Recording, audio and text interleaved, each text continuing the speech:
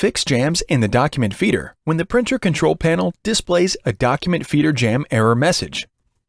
Check the document feeder for jammed paper. Remove all paper from the document feeder tray, and then lift the document feeder cover. Shine a flashlight in the document feeder area and remove any paper. If equipped, lift the document feeder tab from the side, and then remove any paper. Lower the document feeder tab, and then push down the cover until it snaps into place. Lift the document feeder tray. Shine a flashlight in the area under the tray, remove any paper, and then return the tray to its original position. Load the original document back into the document feeder and scan the document. If the error persists, continue to the next step.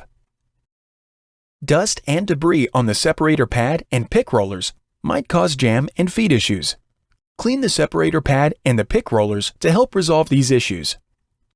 Before cleaning, gather a lint-free cloth and distilled or bottled water.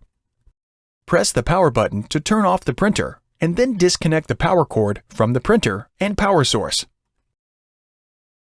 You must disconnect the printer power cord from its power source to avoid injury or damaging the printer. Remove all paper from the document feeder tray.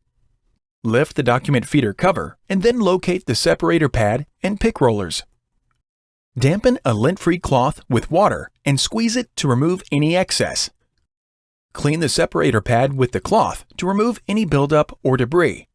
Clean the rollers with the cloth. As you finish cleaning a section, rotate the roller to clean its entire surface. Let the rollers dry for 10 minutes, and then close the document feeder cover.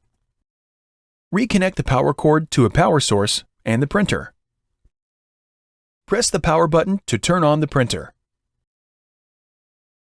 Load the original document back into the document feeder and scan the document. If the issue continues, service the printer. Contact HP for service and warranty options.